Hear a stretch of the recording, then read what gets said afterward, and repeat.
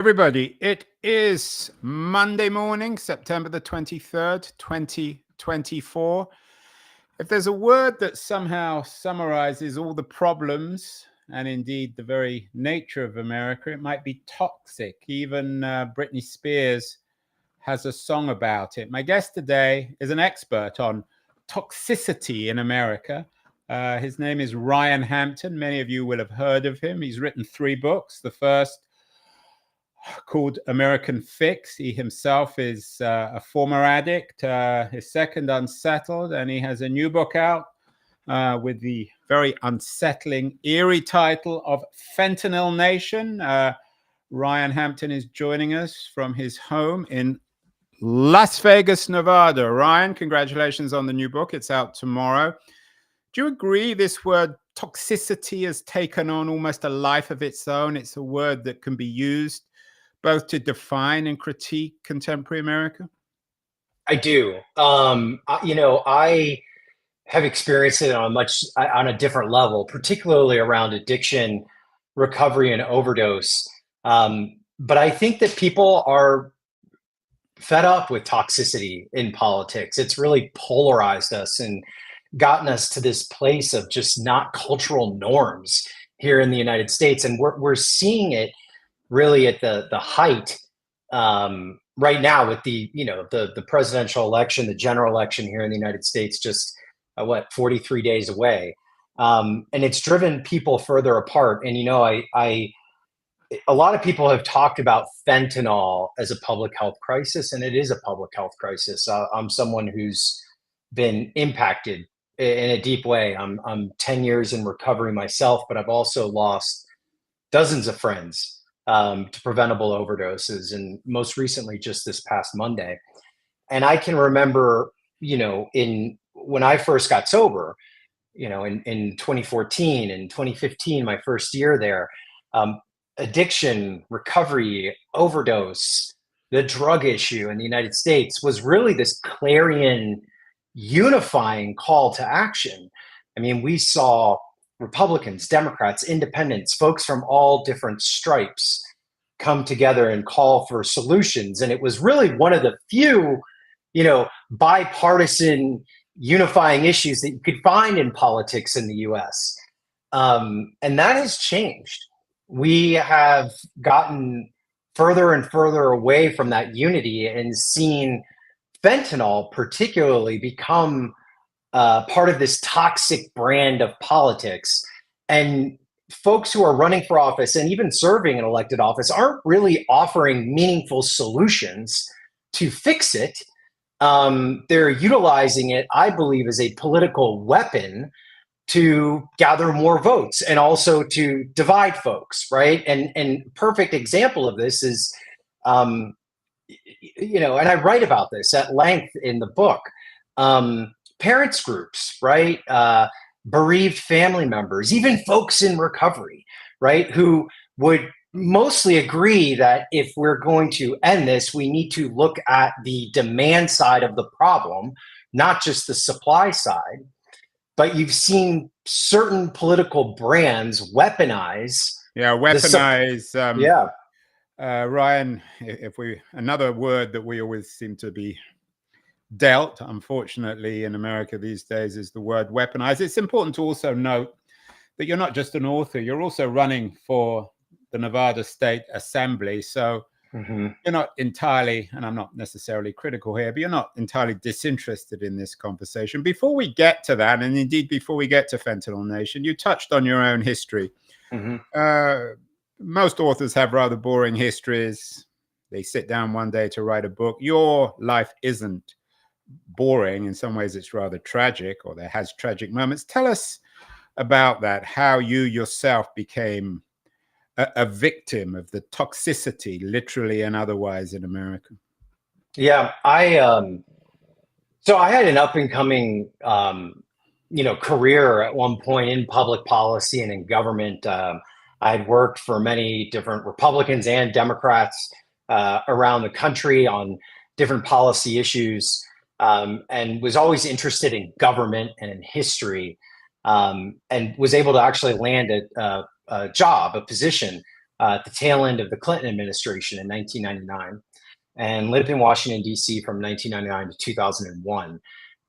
After the Clinton White House, I'd stayed in D.C., and in 2003, with my roommate, I went hiking and fell, injured my knee really badly and my ankle, actually cracked my ankle, and ended up in the care of an urgent care physician in Maryland. And they told me that I needed to, get that knee and the ankle checked out, eventually get an MRI, and gave me a prescription for hydromorphone, which is also known as Dilaudid. It's important to also say I had a lot of unresolved trauma that had been going on in my life. I was questioning my sexual identity. I had been in the closet. I had a lot of adverse childhood experiences that I hadn't really resolved as a young adult. And I never went and got that MRI, but I kept going back to that doctor, and they wrote me another prescription, another prescription, another prescription. My father had passed away shortly around that same time. My mom asked me to come home to Florida, where I'm from. And if you know anything about the origins of the current day overdose crisis, it started in a first wave, which was around pharmaceutical prescribed opioids. And was is Purdue the heart of this, or there are other Yes, as well? Yes. So Purdue is the heart of it. A lot of people don't know Dilaudid is actually a Purdue product. So I had been on one of the original Purdue the Sackler products. Family, who of course this is the Sackler family. Yeah, one of the good stories of the year over the last few years is the Sackler family has been discredited for something, by the way, I was very involved in and wrote about in my second book. I took on the Sackler family directly and represented 120,000 victims in the Purdue bankruptcy case, and sat with the Sacklers one-on-one in court depositions, a whole nother story. But in Florida, when I got down to Florida, went to my primary care physician. They referred me to a pain clinic, who then told me, hey, you don't need to be taking 4 doses of this other medication. We have this new medication that had just come out, where you take 1 dose every 12 hours. Risk of addiction is less than 1%, and it's called Oxycontin. And my journey into addiction was not protracted. It was within 2 to 3 years. I had my first treatment episode. Within 3 years, unemployable, lost my health insurance, lost my apartment, multiple overdoses. And the state of Florida decided they wanted to deal. And again, I write about this in the current book, Fentanyl Nation. The way to fix the problem was to cut off the supply. And if they were to cut off the supply, as they saw cutting off the head of the snake, the demand problem would go away. Well, any student of economics or politics will tell you that's not how that works. You actually have to get rid of the demand to lower supply. So, so Ryan, you a few years ago went to Princeton to interview Angus Deaton, who won a Nobel Prize. Of course, his book he wrote with his wife Anne Case, Deaths of Despair, somehow, and the Future of Capitalism, somehow summarized that. So in a way, you were one of fortunately you didn't die, but you were one of the casualties of this world. Is that fair?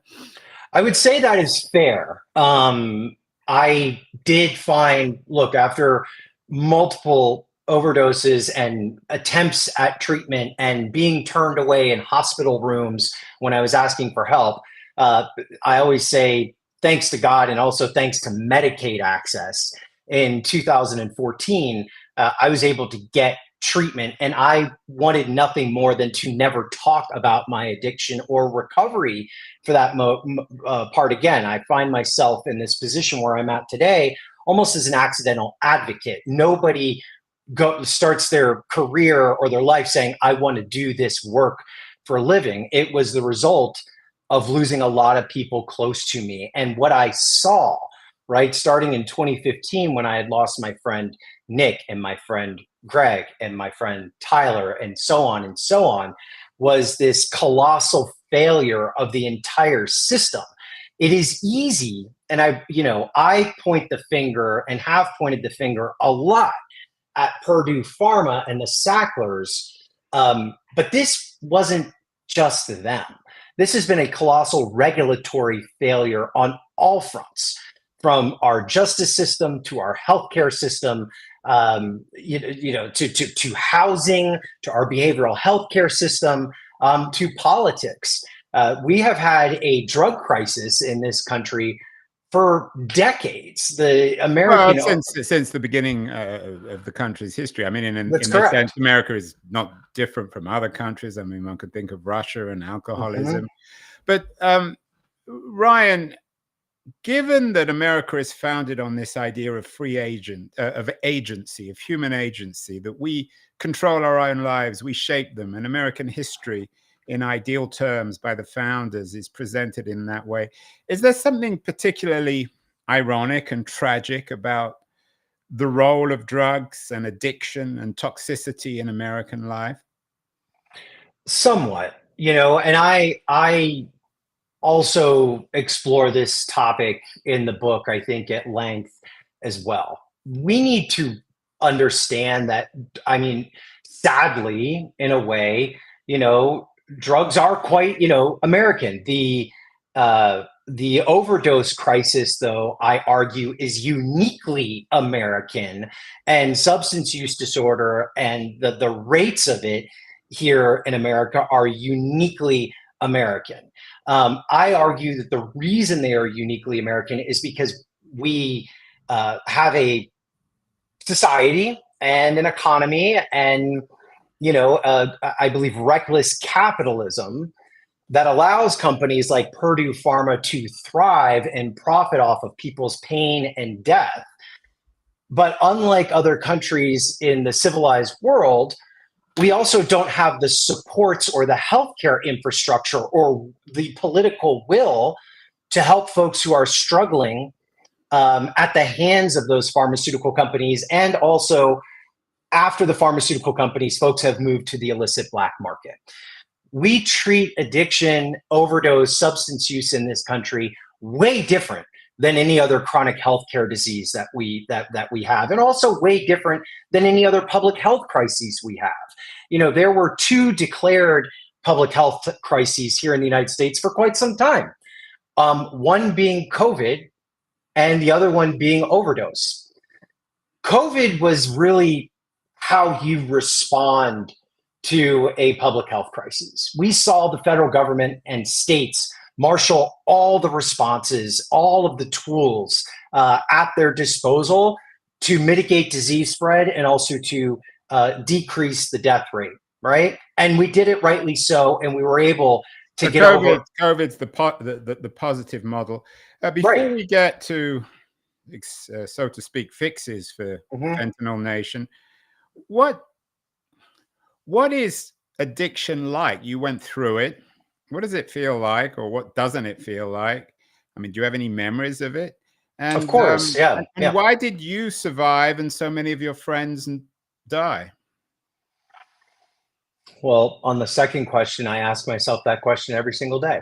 And it's the reason that I do the work that I do, and the reason that I've written this book, and the reason that I've written my other books. But I'm not just an author. I run an organization, a nonprofit. In my day job, we've distributed 1 million doses of naloxone since 2019. And we work with people on the ground every single day because I don't want folks to die. I also don't want folks to have to go through the barriers that I went to. Right. To get help. And as I said, you're also running for office, but why did you survive and others not? I talk about this a lot. Sadly, I believe it was a matter of luck. It was a matter of luck for me. I was able to get into treatment, and it was no easy feat for me. I was unhoused on the streets when I actually got treatment. I had to walk every day to a payphone for 30 days to call a specific a free treatment center, public treatment center at 8 a.m. in the morning to see if there was a bed available for me. And Thanksgiving Eve 2014, there was one available for me. And it was the first time that treatment that I had that I was put on medication called buprenorphine, which is the gold standard for addiction treatment. Still very underutilized here in the United States, and still has a tremendous amount of barriers to it. And it wasn't just the treatment that saved my life.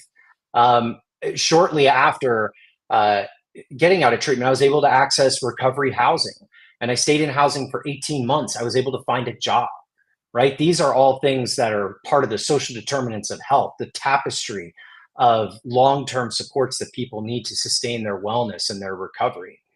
You asked the question about how hard is it? Addiction is a chronic brain illness. It feels like your brain has been hijacked. Your decision-making power has been hijacked. It is one of the most difficult things to overcome that anyone can have. So it hijacks. It Yeah, hijacks us. yeah, yeah. It hijacks your brain chemistry, but in the process of doing that, also your physical, well-being. When you your brain is not being fed with the opioids to attach to your receptors, you're in some of the worst physical pain you have ever been, but also emotional pain and pain in your head, and you feel like you're in the worst flu possible, but also like you're going crazy. It is very hard. Nightmare. It is. I mean, if the darkest screenwriter on Hollywood couldn't come up with anything quite as awful as this, really. No, but you need to remember, I mean, it is important for folks to remember too, though, that as catastrophic as these numbers are, right? I mean, we're looking at about 106 to 107,000 deaths, overdose deaths last year, preventable overdose deaths, I'll say. That number has been on the decline, according to preliminary data from the CDC. Right, you just had, you did an X on this in which you talk about drug overdoses are dropping, although they're still relatively high. They're very different high. is it? How different is this addiction to, and I want to get specific to fentanyl in a second, but these opioids, how different are they? Is this addiction from, say, addiction to alcohol or gambling or other kinds of addiction? So I would say they are similar. It's just the lethality, how lethal one is versus the other. Alcohol does kill, actually is the number one killer, but way more folks use it and abuse it. Gambling addiction is quite catastrophic. You're hitting the same circuits in the brain in terms of substance use disorder, but the big difference is with fentanyl and fake prescription pills that people are buying online or getting off the street and thinking that they're buying an Adderall or Xanax off the black market, and it ends up having fentanyl in it. The illicit drug supply has gotten way more toxic and way more deadly. Yeah, there's that word again, the T word. And of course, you've introduced the concept of reckless capitalism. One of the troubling things about contemporary America is that gambling and alcohol are legal. I mean, there's nothing illegal about spending all day online gambling or spending all day in a bar. So there are legal and illegal features of what you call reckless capitalism. So let's get to the narrative of Fentanyl Nation. As I said, you've written 3 books, American Fix, Unsettled, and Fentanyl Nation. Why is fentanyl the logical outcome of opioids? Is that how the narrative should be understood? I don't think there's anything logical about it. I think the only thing logical, fentanyl specifically being like a logical reasoning around our current day drug crisis. We have moved into now the third wave, right? Which it's the wave of synthetics, which currently exists in the context of fentanyl. Right. And just to be clear, you talk about synthetics. So yeah, the difference between what a synthetic drug and a non-synthetic one is that fentanyl is produced in laboratories or illegal laboratories, whereas other kinds of drugs are perhaps grown. Well, let me explain for a second. So we've transitioned away from this agricultural, crop-based drug market into the synthetic area. It has serious consequences, for law enforcement, which I argue is why we need to look at the drug enforcement approach in the United States. In the synthetic era, whatever package of meth or fentanyl that gets seized can be easily replenished and replaced, right? Synthetic opioids like fentanyl and synthetic stimulants like meth are dominating the market because they're just so easy and they're so cheap to make.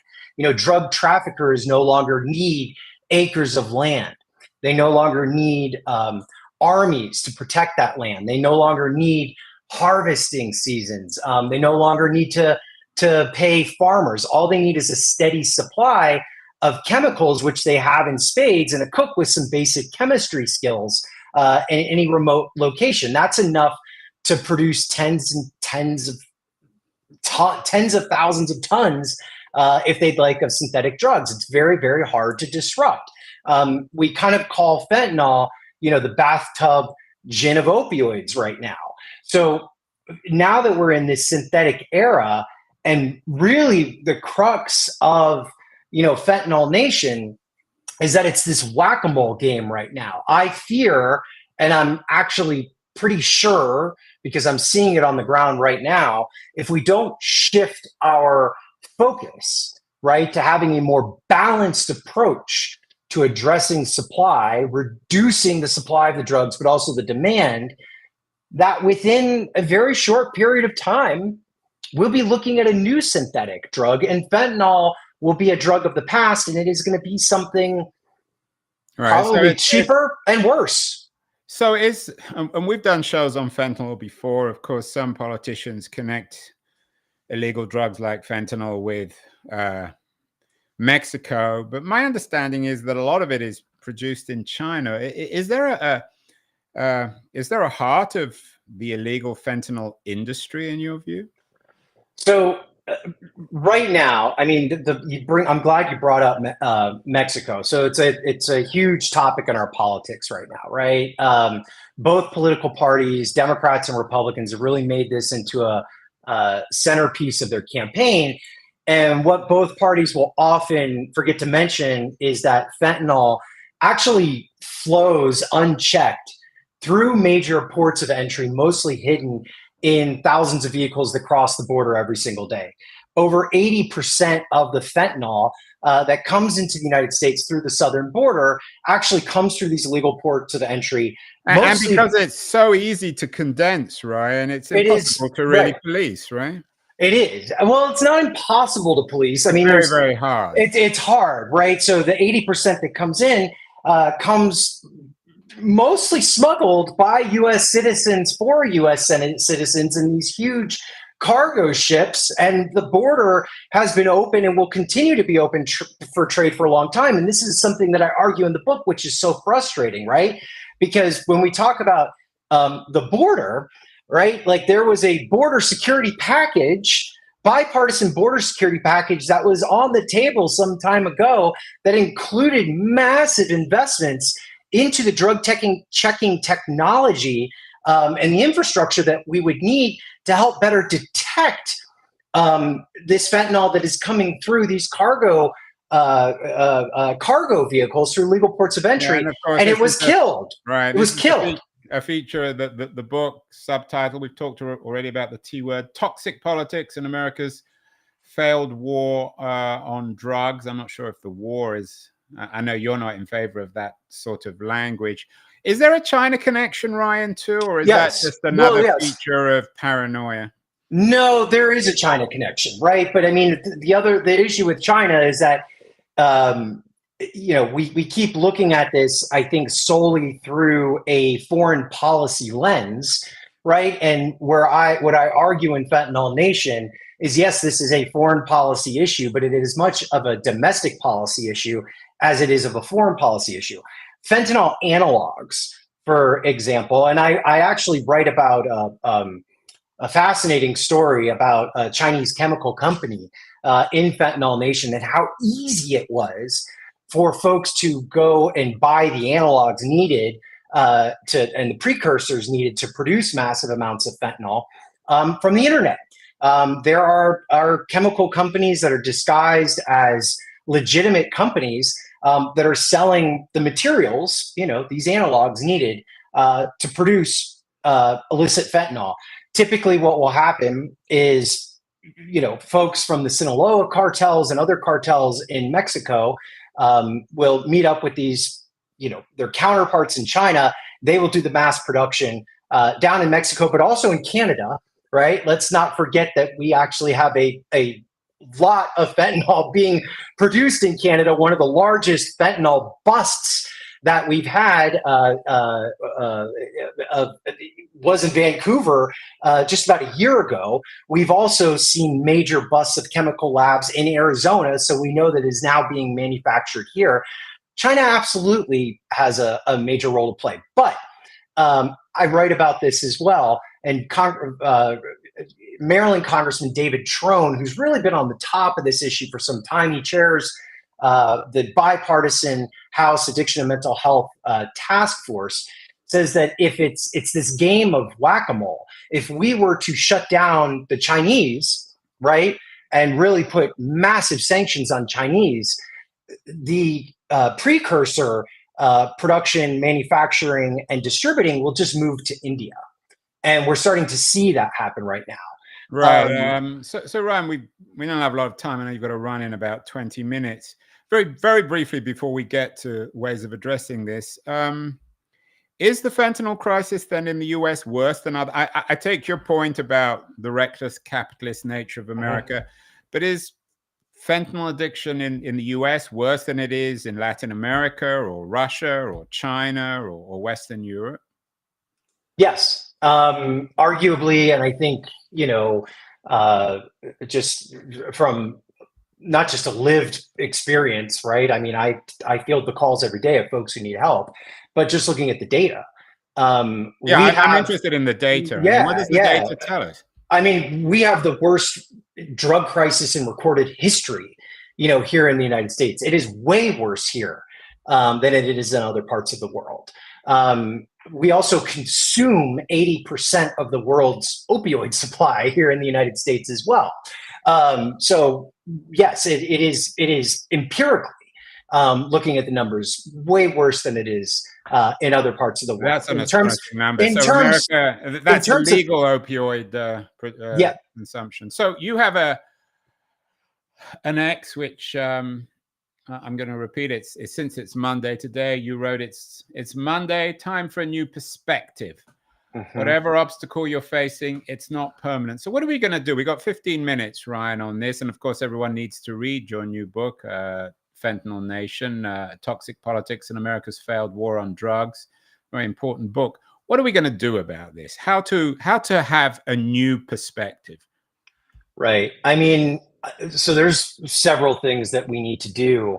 I think first and foremost, it's really important, when we look at the decline that we've had over the last year, the 10%, I think a lot of that has been attributed to the wide availability of naloxone, Narcan. Naloxone, also known as Narcan under the generic name, is the overdose reversal agent. It is a medication that goes into the nose. It should be part of every first aid kit, in every bathroom, every school, high school, middle school, every club. I believe that, ending overdose is more than policy change. It's also about administering this overdose reversal medication, which the United States Surgeon General has issued a Surgeon General's alert, which she does very rarely, saying that every American should carry it. So it's kind of like the equivalent of a vaccine for COVID. Right. It's the equivalent for the vaccine for COVID. However, someone needs to administer it. I will give you a stunning number too also.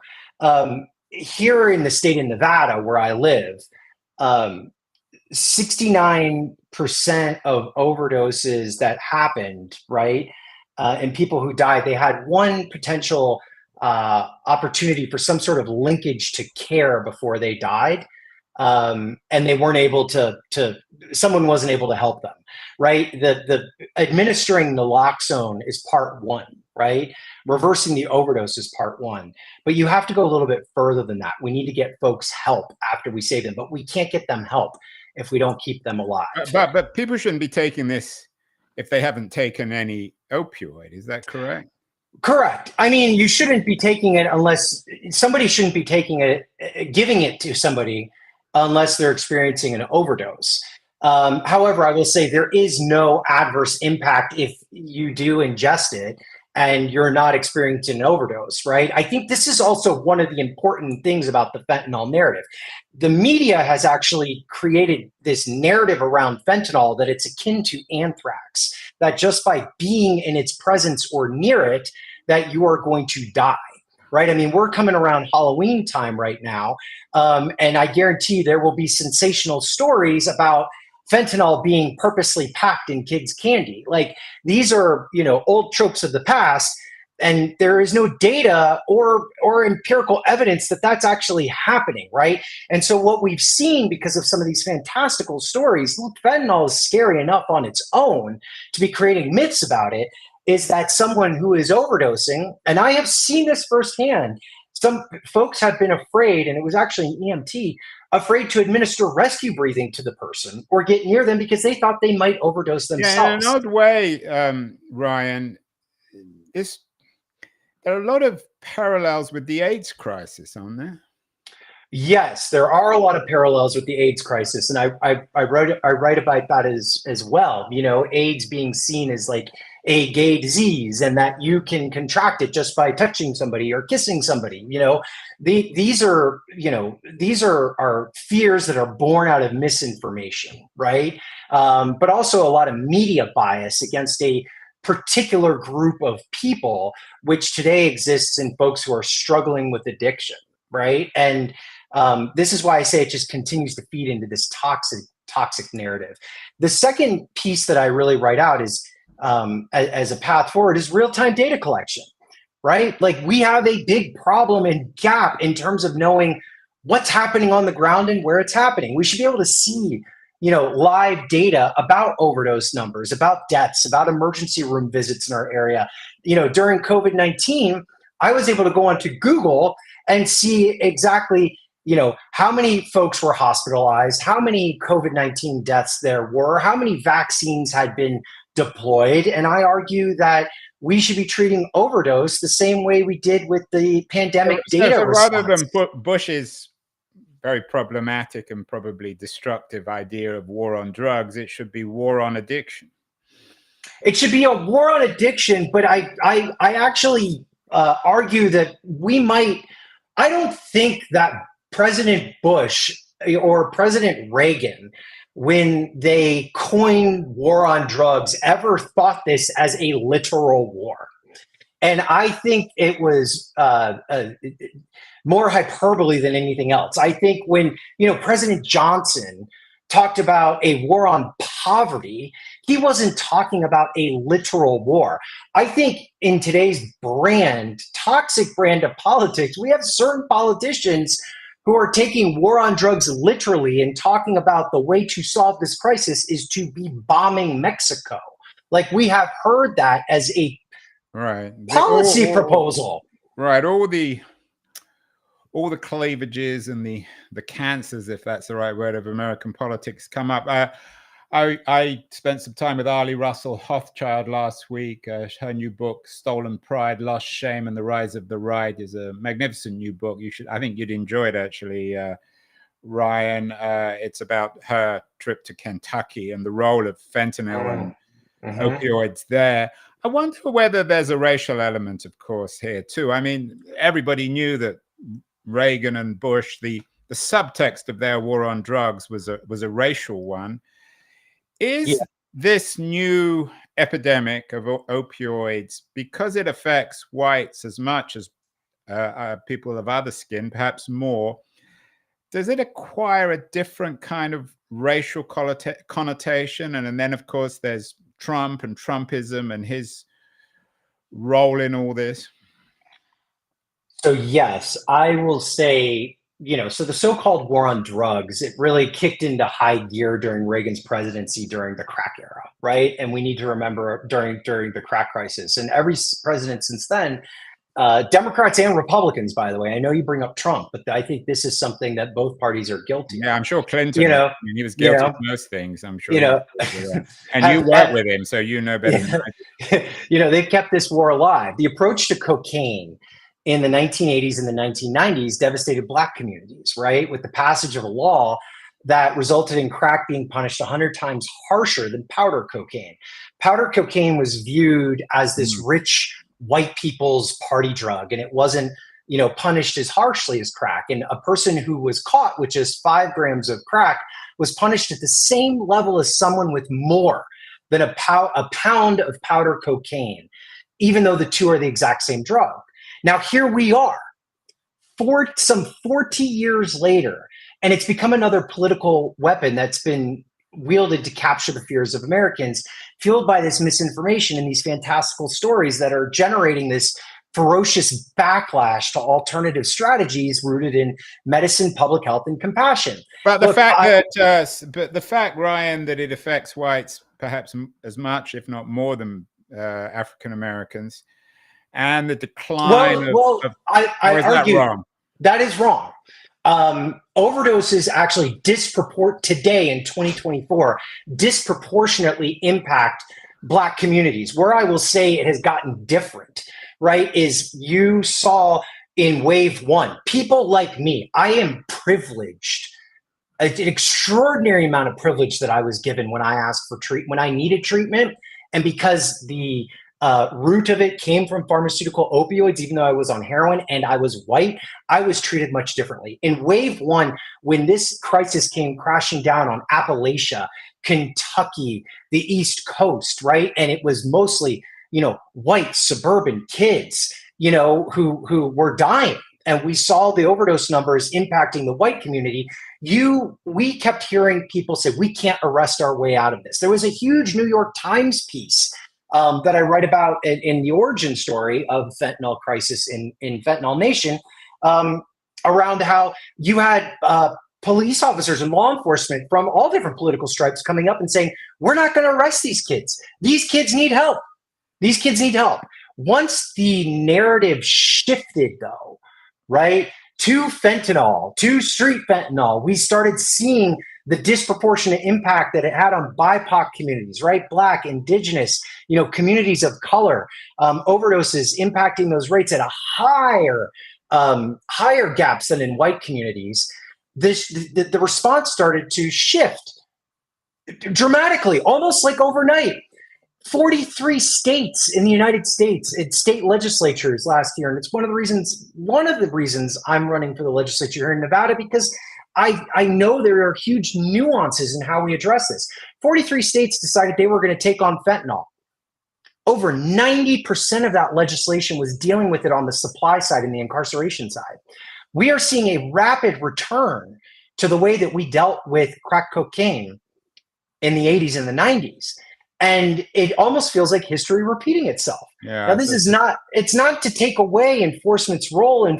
Law enforcement has its place. Public safety is intertwined with public health, in my opinion. You can't address the public safety or the public health issue of addiction and overdose without having a public safety component, but vice versa. But we're seeing this huge lopsided response that we have been in before. And I fear that if we don't get serious about this, because when I talk about toxic politics, these people who are talking about fentanyl through a political lens of just repeating the same old failed mistakes of the past in order to get votes, it is going to be worse. Right. And obviously, I don't want to turn this into another conversation about Trump, but certainly his free association of what he calls illegal immigrants and drug mafia is profoundly inaccurate, and one wouldn't be surprised as if the future Trump-like candidates will run on manifestos of throwing out addicts. And I know you got to run. It's a fascinating conversation, Ryan. As you've suggested, you're running for Congress. You're running for the Nevada State Assembly. I'm not suggesting you're a single issue politician, because you've written about all this, but you obviously have strong views elsewhere. The subtitle of the book is Toxic Politics and America's Failed War on Drugs. As your entry, though, into American political life, is it by joining the dots of your experience in the drug epidemic, the drug tragedy? Yeah, I have long seen and I've long believed that people who are closest to our community's biggest problems also happen to be closest to the solutions. I think the uniqueness, though, of the drug crisis, the uniqueness of the resilience of recovery, the uniqueness of the addiction crisis that we've seen, is that there's this strong nexus between some of our community's biggest needs and what I have dealt with in my advocacy and my career every single day, right? People need access to healthcare. People need access to housing. People need access to good paying jobs. We have to create a thriving economy because we know that overdoses are more pronounced in areas where there is despair. These are things that you have, covered for a long time. I mean, I was just looking at a swing state poll the other day, showing the top issues for voters include expanding Medicaid coverage, lowering the cost of prescription drugs, expanding safety net benefits, shoring up, healthcare funding. These issues are very popular, and they have a direct nexus with the issues that I work on and write about, and touches the crisis of addiction and overdose every day. And, when you talk about toxic politics, one of the reasons I was led into this is I am sick and tired of toxic politics. And I believe that in order to end it, because I also think there is a dose of it that comes from both sides, although one is way more lopsided than the other. In order to put an end to it, you need folks who are serious about the issues and really care about these issues, who will make a commitment to putting an end to it and lowering that dialogue here in our country so that we can actually get things done. Our communities are hurting. People are dying. People are losing their homes, right? We know when folks lose a roof over their head, when they lose their job, right? These are precursors for actually going down a path of addiction, having a mental health crisis, right? So I believe that my experience in this field brings a unique quality to this race. And I can tell you too, and this will be maybe another conversation one day, the fuel that the other side has been throwing into this race has been all about taking us back probably 40 years in stigma, trying to scare people because of my story. I mean, it is toxic politics on fire down here in my assembly district right now.